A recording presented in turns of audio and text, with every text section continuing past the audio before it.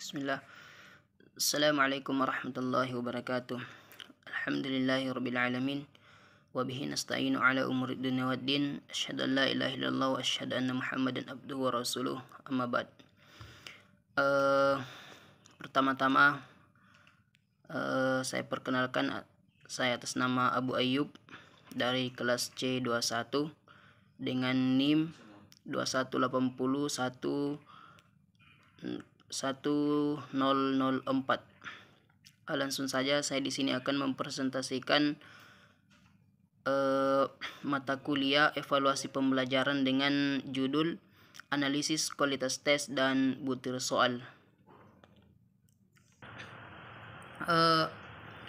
Di sini saya akan membahas 3 pembahasan, yaitu yang pertama pengertian analisis tes dan butir soal, yang kedua tujuan analisis tes dan butir soal, kemudian yang ketiga analisis kualitas tes dan butir soal.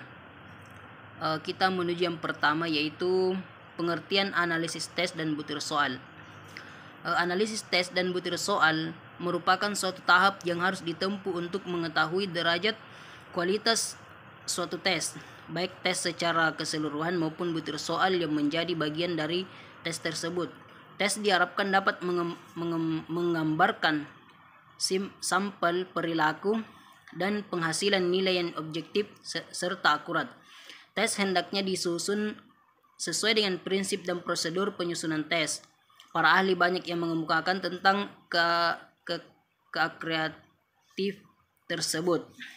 Kemudian yang kedua, tujuan analisis tes dan butir soal. Analisis tes dan butir soal bertujuan untuk mengetahui apakah tes atau soal yang digunakan untuk mengevaluasi sudah mampu mengukur apa yang sebenarnya diukur.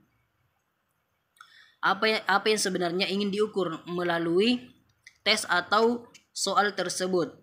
Mengetahui sejauh mana data atau informasi yang dihasilkan oleh tes maupun butir soal dapat diandalkan.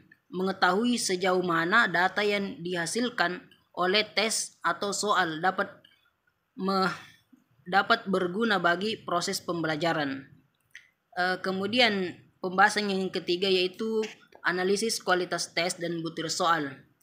Analisis kualitas tes merupakan suatu tahap yang harus ditempuh untuk mengetahui derajat kualitas suatu tes, baik tes secara keseluruhan maupun butir soal yang menjadi bagian dari tes tersebut.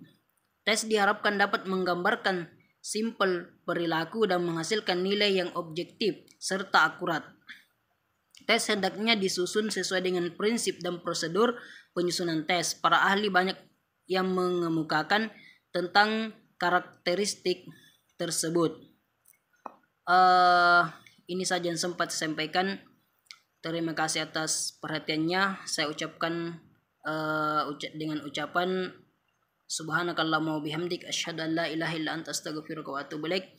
Assalamualaikum warahmatullahi wabarakatuh.